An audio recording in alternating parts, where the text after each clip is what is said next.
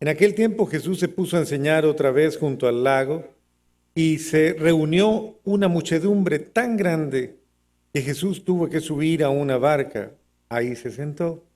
Y mientras la gente estaba en tierra junto a la orilla, les estuvo enseñando muchas cosas con parábolas y les decía, escuchen.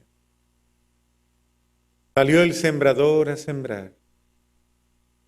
Cuando iba sembrando, unos granos cayeron en la vereda. Vinieron los pájaros y se los comieron. Otros cayeron en terreno pedregoso, donde apenas había tierra.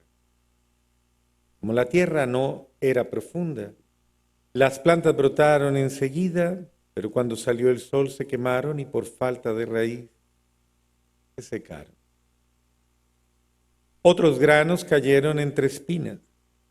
Las espinas crecieron, ahogaron las plantas y no las dejaron madurar.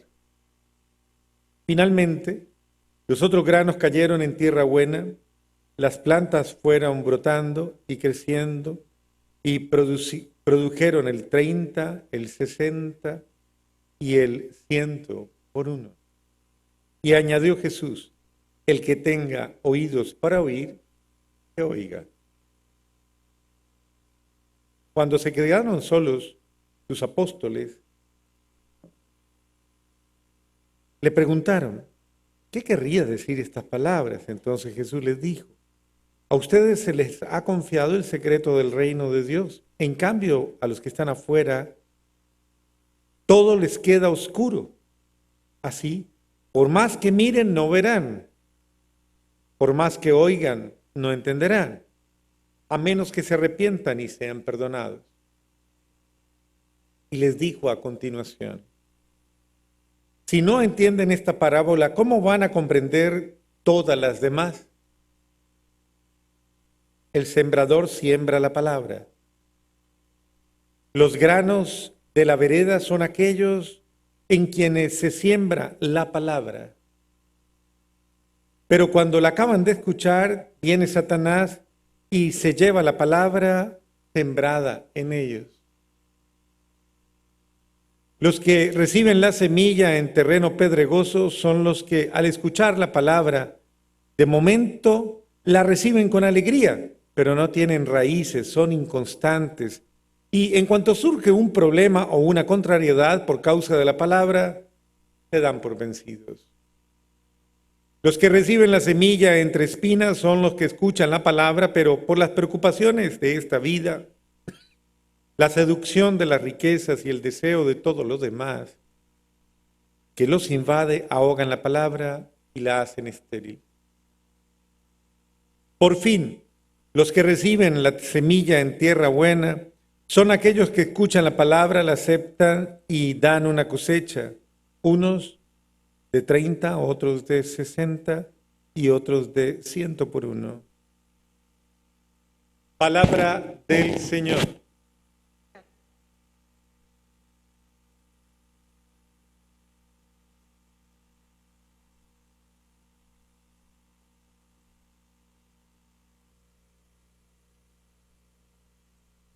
Dos figuras. La primera, que va en función de precisamente todo el itinerario que hemos venido viendo acerca de David. Cómo Dios es fiel.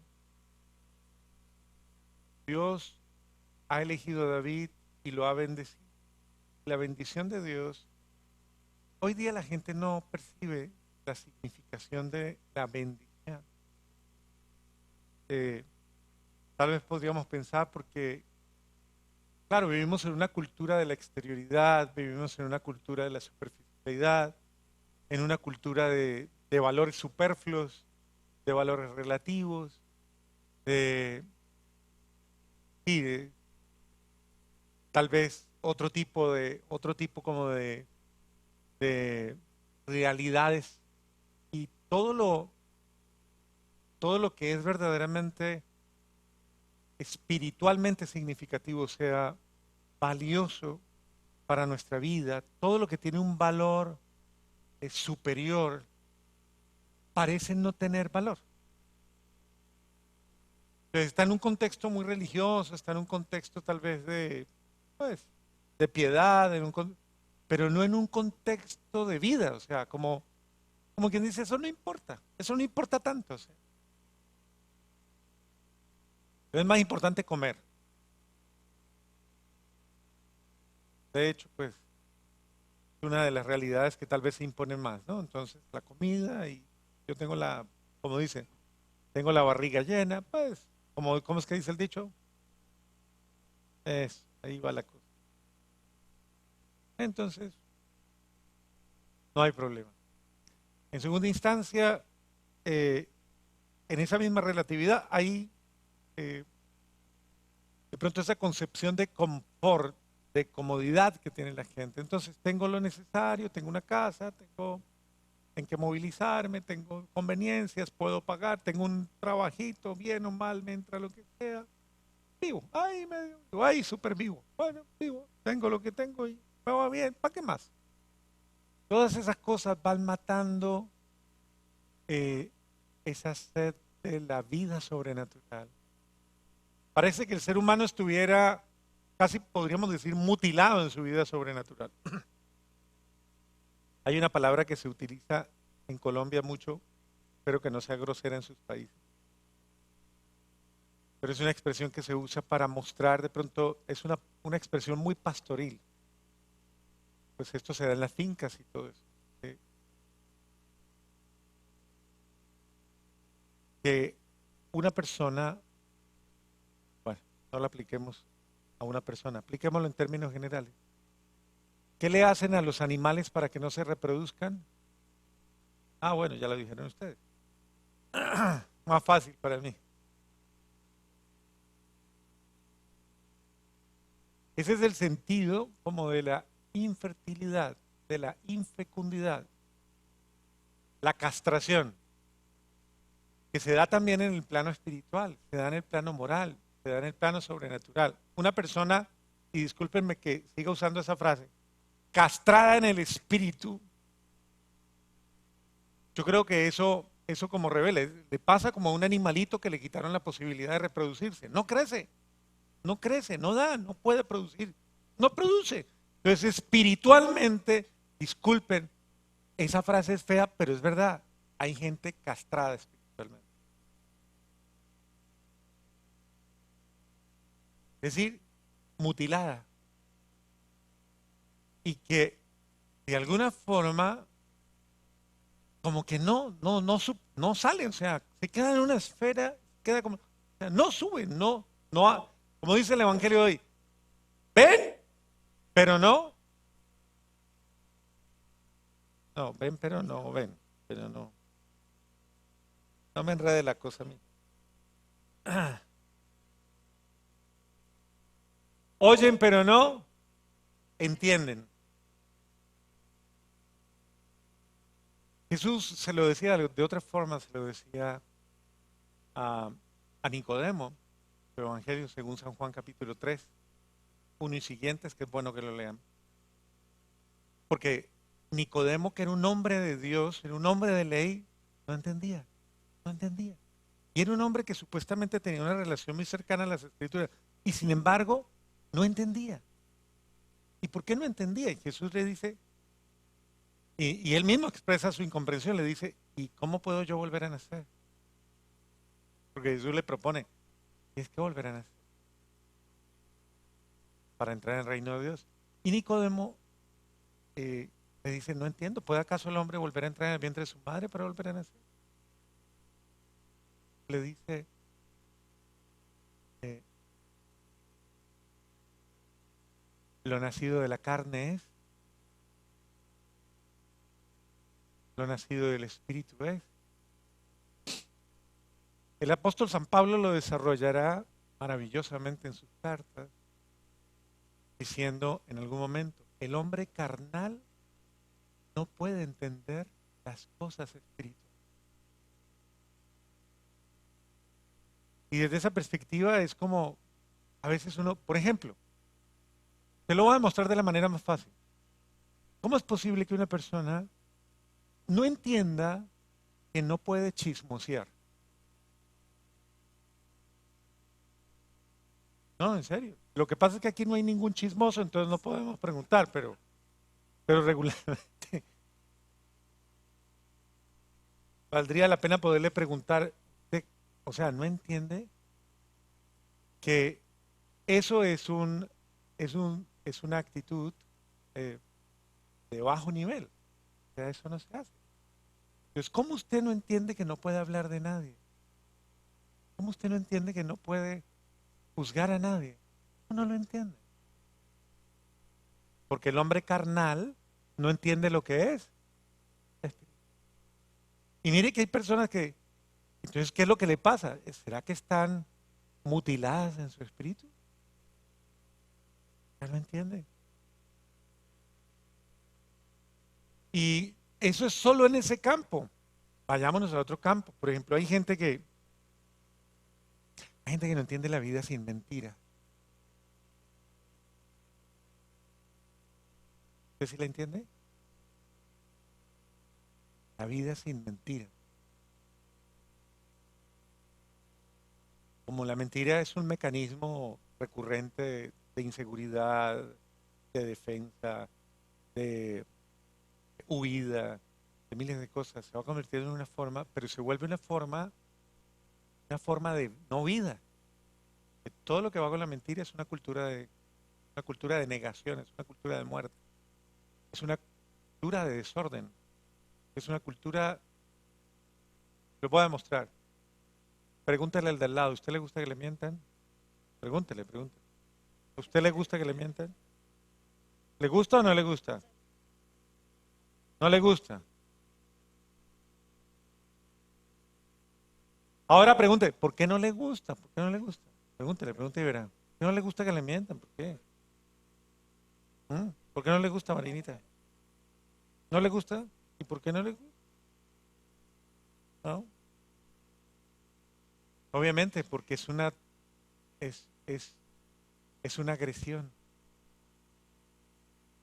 es una violencia, una forma de burlarme de la dignidad del otro, de la inocencia del otro, es un asalto a la confianza, o sea, duele, hiere, daña, eso no está bien. Ahora pregúntele al del lado, pero pregúntele mirándole la cara. ¿A usted le gusta mentir? Pregúntele. ¿Usted miente? Pregúntele. ¿Usted miente? ¿Usted miente? ¿Qué cara le puso? ¿Sí le dio la cara o no le dio la cara?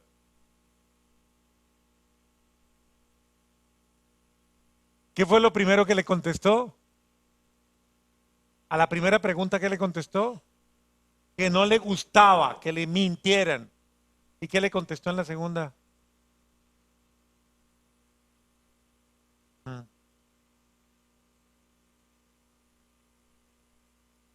Entonces, mire, son detalles de la vida por los cuales la vida va perdiendo, va perdiendo. No se arraiga esto en nosotros. Eso es lo que dice la palabra de hoy. No se arraiga esto en nosotros.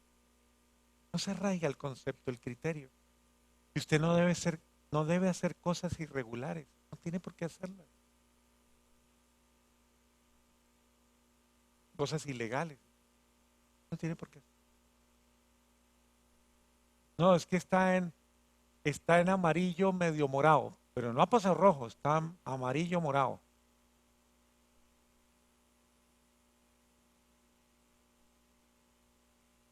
¿Existen las mentiras piadosas? ¿Existen las mentiras piadosas? En el microinfierno suyo. Ahí. La mentira es mentira. Nada que hacer. Y acuérdese que lo más grave, acuérdese lo que les hemos enseñado tal vez en muchos momentos. La mentira se dice, se vive y se hace. Pero es solo un ejemplo para demostrarles cómo estamos decontaminados y cómo está arraigada una enfermedad en nosotros. ¿Cómo se llama la enfermedad de la mentira? ¿Cómo se llama? Mitomanía. Que es la persona que se las dice y se las cree. Le voy a demostrar, a ver, que usted puede estar enfermo de mentira. Pregúntele al del lado, ¿usted tiene es amargado? ¿Usted tiene amargura? Pregúntele. Pregúntele al del lado, ¿usted es impaciente? Pregúntele. Pregúntele, ¿usted es incomprensivo o incomprensiva? Pregúntele. ¿Usted es irascible? Pregúntele. ¿Qué es todo eso? Mentira. Es una forma mentirosa de vivir, porque es una forma engañosa de vivir. Usted dice que está bien. Ah, pero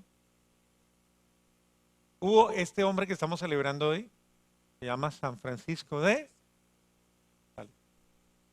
San Francisco de Sales padeció consigo mismo, o sea, sufrió mucho con él mismo. Que tenía un defecto muy fuerte y es que tenía un carácter terrible. Tenía un carácter de esos neurasténico, fuerte, contestaba mal, grosero, duro. Y pues él se daba cuenta que le hacía mucho daño a la gente. Sufrió mucho con esto, mucho. Y era tan grave, tan grave, tan grave que por ese defecto él ya se sentía condenado en el infierno, condenado. Él veía que era una cosa que él no podía con él. Y él se sentía ya condenado. Y lloraba. Incluso le decía a Dios, yo sé que ya no me voy a salvar, yo sé que no me salvo. Pero acepte mi amor así, enfermo como estoy, yo soy un enfermo. Él se declaraba enfermo ya.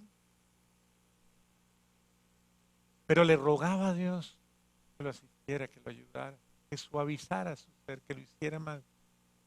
Le rogaba con lágrimas, o sea, créanme, tal vez usted por lo que es un panal de miel, ¿no? Usted no sabe lo que es eso, pero quien tiene esa situación de vivir toda esa realidad de un temperamento y de un carácter demasiado fuerte, demasiado, sabe cuánto mortifica a los demás, ¿cierto? Tal vez usted no mortifica a nadie, tal vez porque es tan suavecita,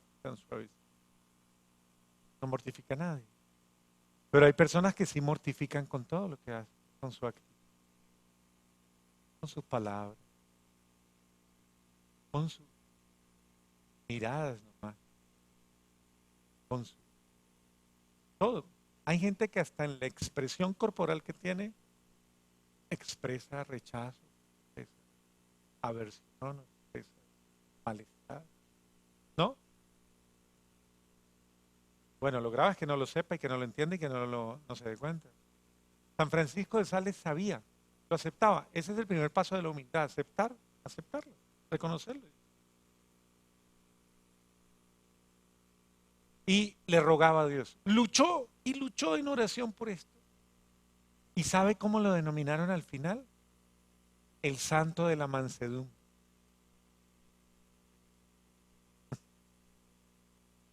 ¿Por qué? No, créanme que no fue porque, no. Luchó muchísimo, bajó la cabeza, se venció a sí mismo. O sea, su mayor era esto, vencerse. Porque sabía que era su primer obstáculo, era el mismo. Entonces, todos estamos llamados a crecer, a progresar, pero tenemos que ir depurando de nosotros esas cosas que parece que no son. La mala levadura que hay en nosotros, esa mala semilla que hay en nosotros, que va creciendo y en nuestro corazón, en un corazón tal vez lleno de muchas cosas, va creciendo de una manera indiscriminada y que va ahogando absolutamente a todo el mundo. Entonces, hoy día Dios quiere que sembremos buena semilla en nuestro, buenas actitudes, buenos gestos, buenas expresiones. O sea, pregúntale al de al lado, ¿usted puede ser mejor? Pregúntele. ¿Usted puede ser mejor? Mejor dicho, pregúntele, ¿usted puede mejorar o no? ¿O se va a quedar así? Eso. ¿Puede mejorar o no? ¿Sí puede mejorar o no? Bueno. Todos podemos mejorar, este es el sentido. Dios quiere que el ser humano crezca, que el ser humano mejore. Dios quiere que... Eso es lo que Dios quiere. Por eso es la figura, esta figura de, del campo, esta figura que utiliza el Señor, es mostrando primero el proceso, ¿no? Toda semilla cumple un proceso, pero se requieren elementos, tierra buena, un corazón bueno, un corazón bueno. ¿Usted es tierra buena? ¿O hay mucha maleza en usted? ¿Ah? ¿Cómo es la tierra de su corazón? ¿Pedregosa? ¿Espinosa? Bueno, yo no sé, solo usted sabe. ¿Sí? ¿Cómo? ¿Cuáles son sus disposiciones o indisposiciones? El buen terreno, en buen terreno, cae bien todo. Hay personas que tienen su corazón y su ser tan malo que todo le cae mal, todo le molesta, todo le... Dios quiere sazonar nuestra vida, Dios quiere fermentar nuestra vida, pero con una gracia especial para que vayamos creciendo y siendo mejores, felices, y haciendo a todos los demás felices. Ese es el reino que le promete a David. Primero es un reino en el corazón, o sea, el primer reinado sea en el corazón, no fuera. Dicen los psicólogos y todos aquellos que trabajan en la conducta humana, una persona reina cuando es dueña de sí misma. Cuando tiene dominio personal. Cuando sabe colocar en su sitio sus emociones, sus pasiones, todo. Y en ese sentido sabe reinar, porque sabe disponer de todas las cosas para el bien de todos. No atropella, no tiraniza, no hace aquello que le pueda hacer daño a los otros. Estamos llamados a establecer un reino de amor, de cariño, de comprensión, de todas esas virtudes que parecen raras. De hecho, la gente hasta se molesta cuando ve que usted actúa bondadosamente. ¿Qué se aguanta eso? Usted sí es muy... Usted sí es que es muy joven, se la dedicaron. Todo lo bueno de que alguien hace parece ridículo, parece... Cuando una persona es buena, parece que fuera frágil, fuera torpe. Como si bueno es símbolo de ser bobo o boba, ¿no? Y así es, pues bueno, mire, bobo más grande de los bobos. ¿Ah?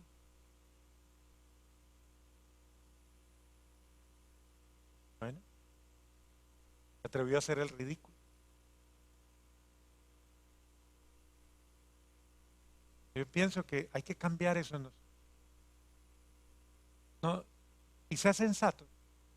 Que se descubre con un corazón lleno de cosas negativas, con alguien, con cualquiera. Si usted en este momento le hago la pregunta, yo simplemente no le quiero mortificar a nadie, pero le hago la pregunta para que usted se vea frente ¿a usted le cae mal a alguien? ¿Le molesta a alguien? ¿Hay alguien a quien usted critica en su corazón y en su mente? ¿Juzga, condena? Bueno, piénselo. Piénselo, porque si es así, está infectado de algo nocivo, tóxico,